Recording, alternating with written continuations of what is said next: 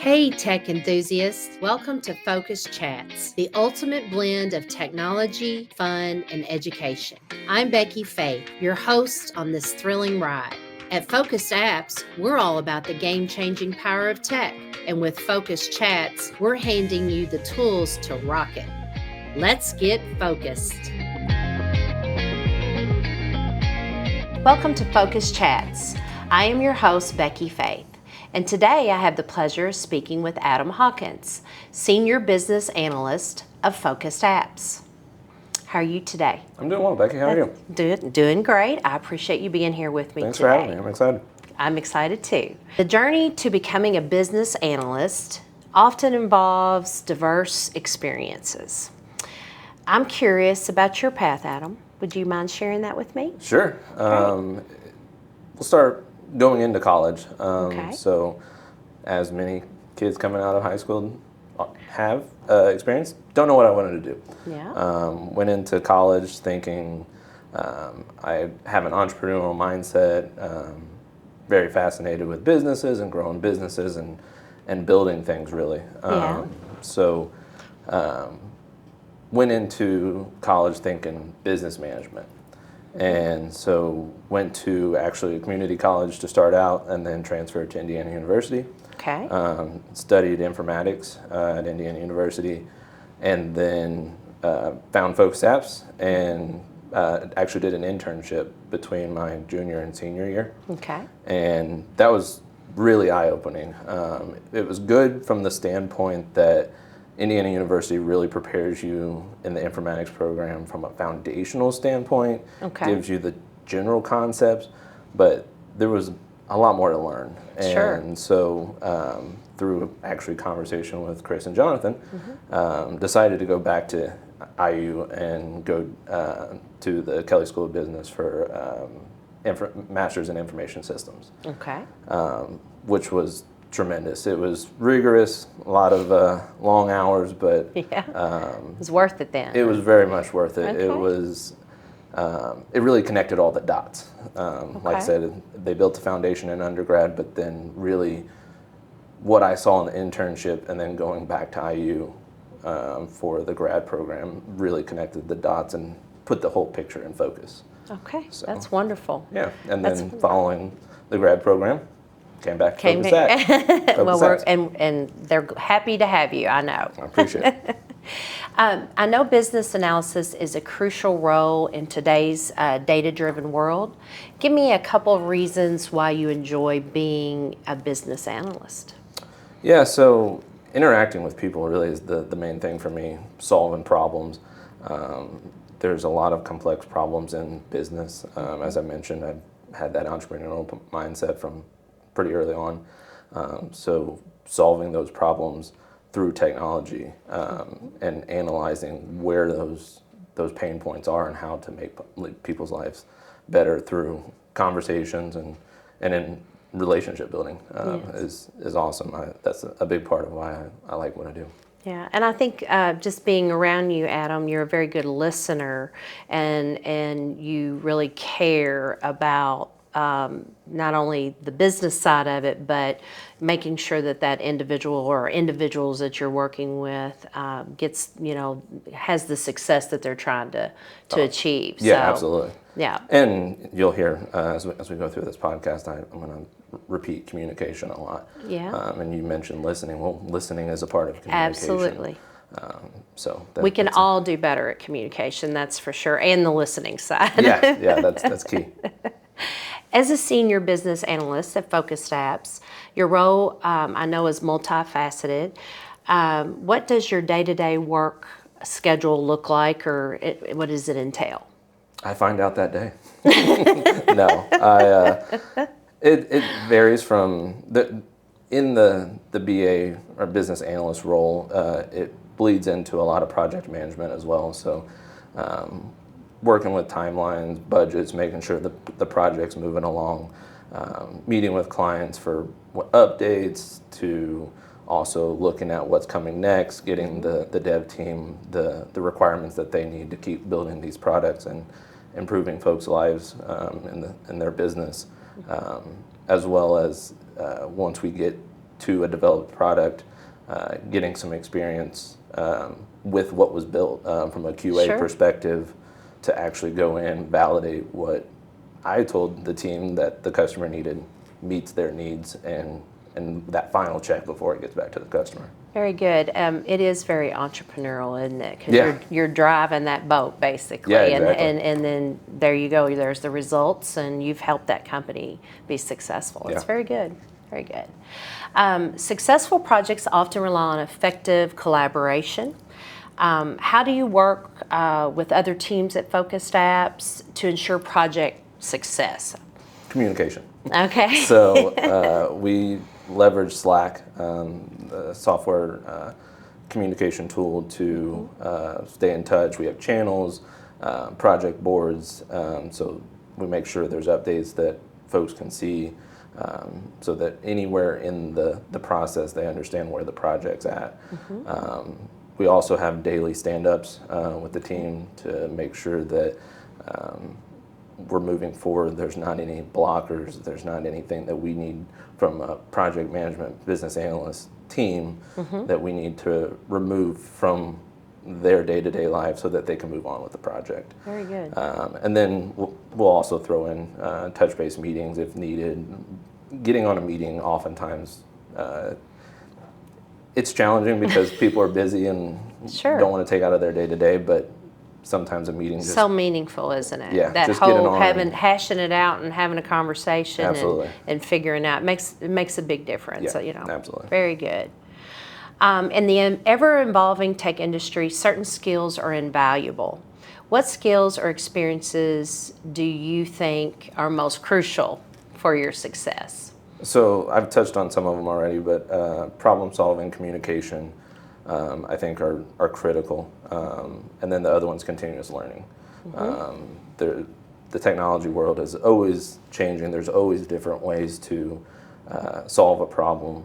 And understanding what tools you have in your disposal is critical to success. Yes. Do you have certain online things that you get on, or certain things that you look at? Yeah, there's some newsletters that I'm subscribed to. Okay. I know Gartner has a good one that they have a lot of trends and whatnot that they provide. Okay. A lot of it is network, working with LinkedIn or surfing LinkedIn and seeing what people are into, seeing what Very good. what I can learn from other people. But one of the biggest things, our dev team is on the cutting edge of technology all the time. They're Absolutely. researching, and so just spending as much time with them, learning, like I said, what's in our out tool there? chest, Yeah. what we can use to Always solve people's getting problems. better. Yeah, always getting better. Looking to stay up to par with everything that's going on in technology, and also having some fun. Sometimes people need to have some fun with technology and seeing what's out there, and then talk about it and then learn from that. Yeah, there's some really cool things that you just people find out that you may not necessarily have thought to research on your own. Right. But once you hear about it, it's really cool. So by doing that, when you have your projects with, the project management, and you're working with the company, do you give them suggestions? Let's say, they already kind of know what they want to do, but you see a point where maybe you want to interject, hey, have you thought about this thing, because of the fact that you've looked up? Absolutely. Yeah, we always present options to the clients. At the end of the day, it's their decision. Right. We want to help them get to where they want to go, and if they see a certain path that they want to go, we're willing to follow that. We're not going to push back.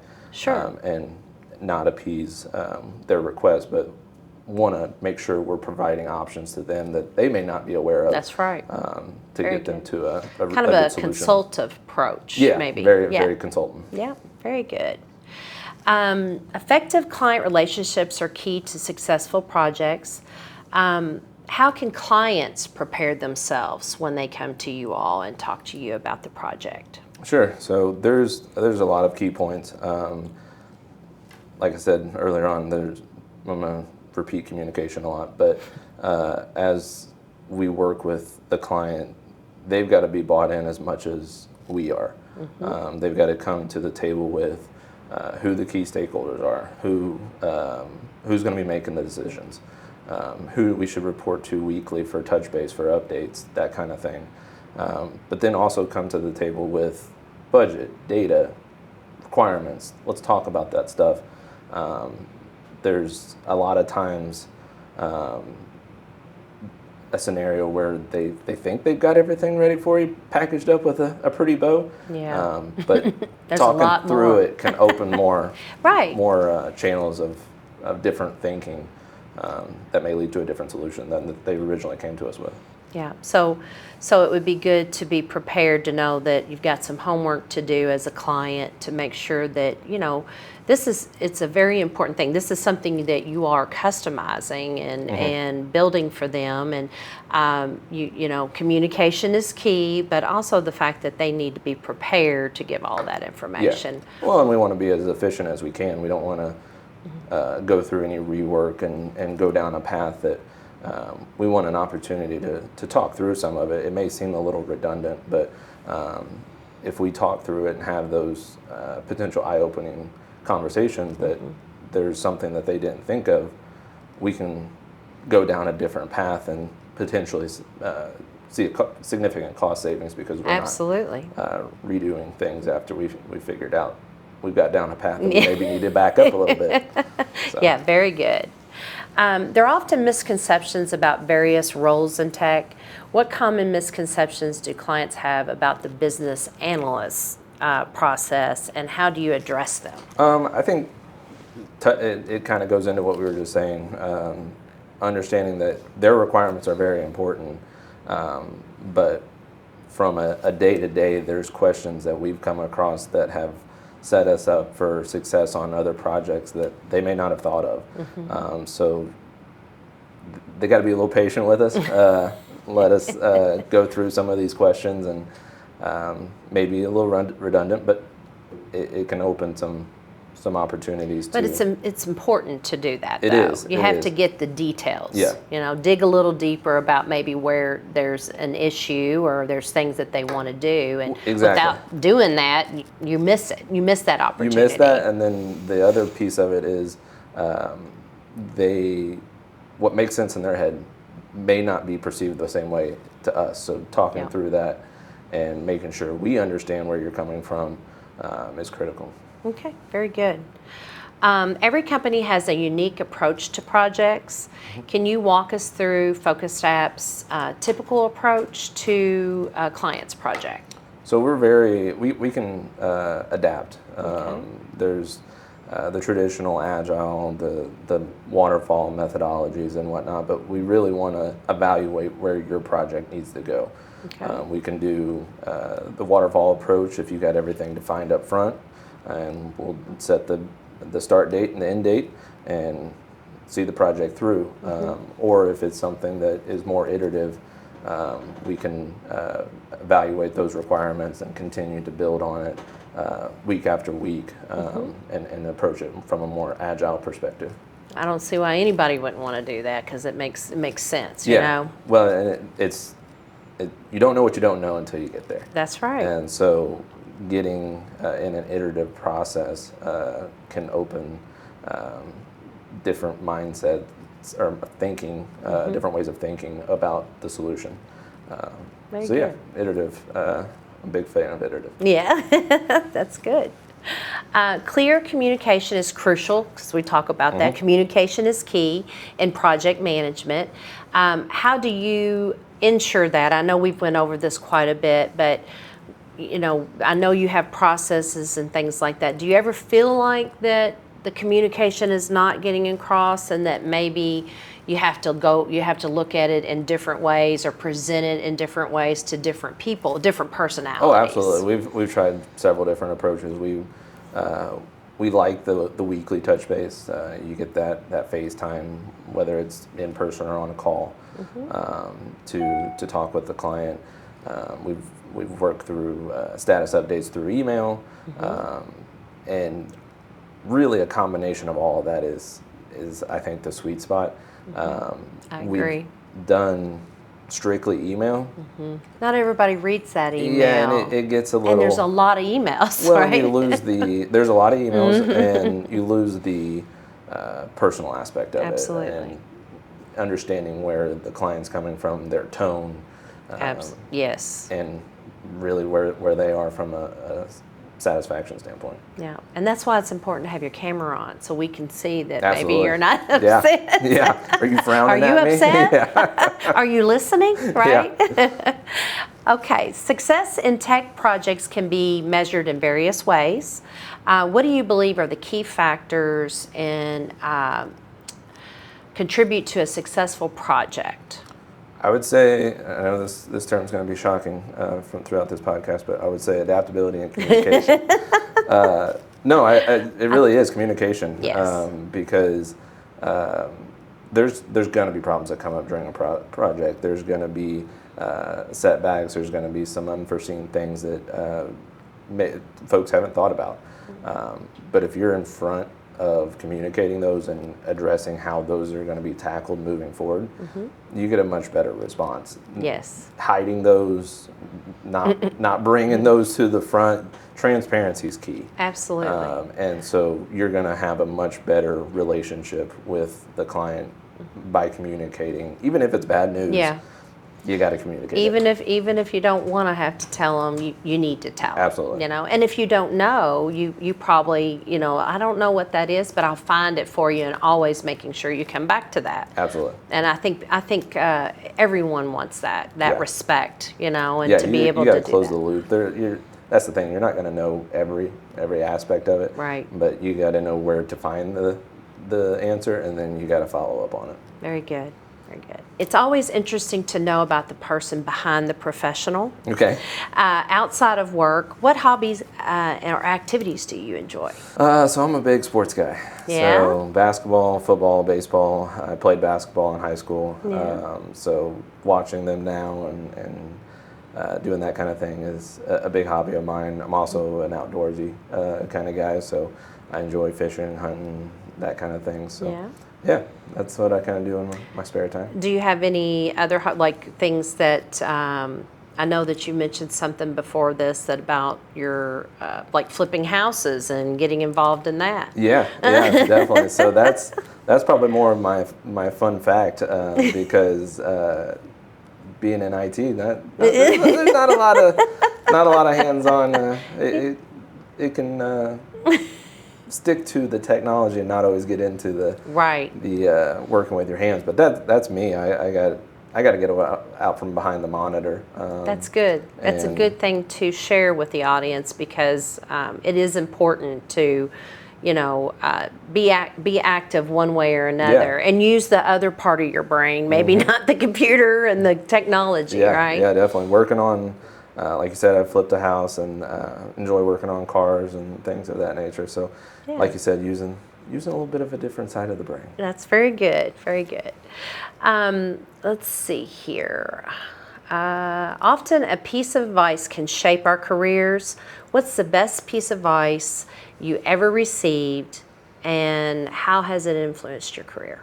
So I would go back to college on this one. So actually, while I was at the community college that I went to, I was in a class talking to the professor after class, and he asked me what I wanted to do, and I said business management. And he's like, "What does that mean?" And I was like, "Building businesses and helping businesses grow and things of that nature." And he goes, "What does that mean?" And he's like, You're not diverse enough. You're like, that's fine. That's a concept of what you want to do, but how are you going to do that? Let's think about how you're going to do that. And I will never forget that conversation with that professor, because that's what led me to thinking about technology and how technology can solve business problems. So yeah, that's the. So shout out to him for sure, right? Yeah, exactly. Great. So just one last question. Sure. If you could pick a different career other than business analyst, what would you want to do? That's a tough one. I would say it would have to be something in the sports world. Okay. When I was, before talking to that professor. there was a slight thought of seeing what I could do in terms of getting into a professional sports team in the front office. Oh, wow. Not necessarily like GM or anything, but like You never know. I mean, work your way up, I guess, but something of that nature. It's a hobby that I like, and I think it would be cool to be in a professional absolutely. sports I would setting. love that. Yes, absolutely. Well, thank you so much, Adam, for being with us today. Absolutely. I learned a whole lot about you and being a business analyst, and also the fact that communication is key, and that you care about making sure that all of the people that you work with their different projects, that they become successful in it. Yeah. And also like the fact that you are entrepreneur minded and you have taken that and utilized it. And Yeah. so congratulations, that's awesome. Thank you. Thank you for joining us today at FocustChats, and please feel free to reach out to us at FocustApps.com, and we will see you in a couple more weeks.